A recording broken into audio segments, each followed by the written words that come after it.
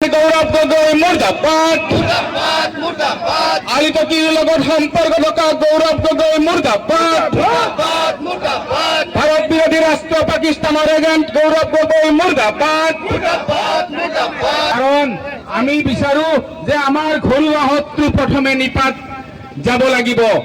আমি ঘৰুৱা শত্ৰুক যদি বোধ কৰিব নোৱাৰো, ঘৰুৱা শত্ৰুক যদি আমি ৰোধ কৰিব নোৱাৰো, তেতিয়াহ'লে বাহিৰা শত্ৰুৱে আমাক নিশ্চয় এদিনত আমাক বিপাঙত পেলাবলৈ সক্ষম হ'ব।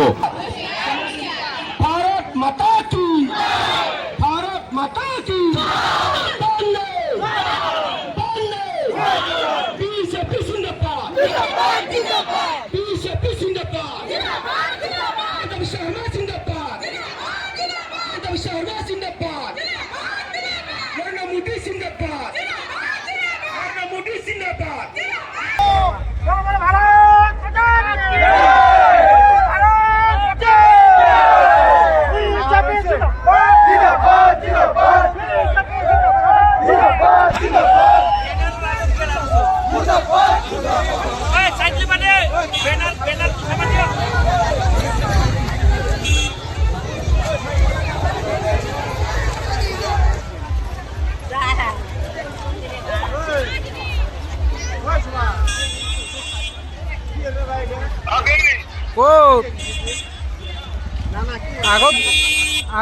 আগত গুচি গৈছে নেকি?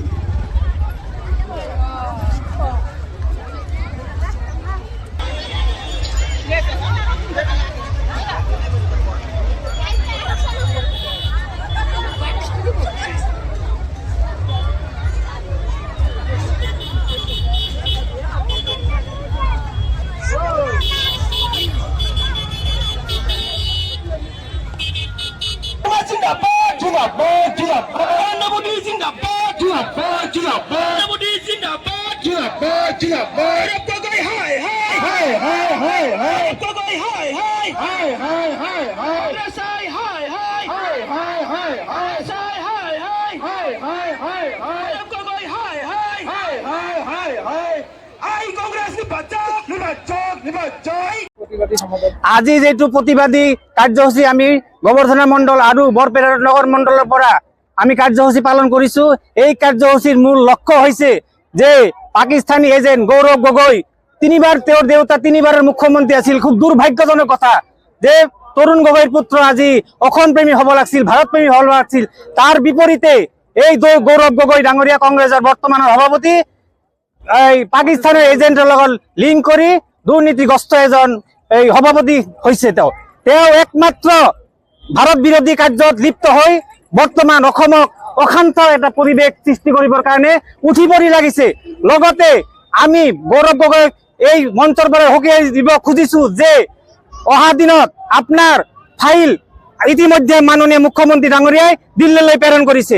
আপনি সতর্ক হবার হল আর আপনার জেলত ভরার কারণে ইতিমধ্যেই অসম সরকারের গৃহ বিভাগ ইতিমধ্যেই যাবতীয় প্রস্তুতি সম্পূর্ণ করেছে।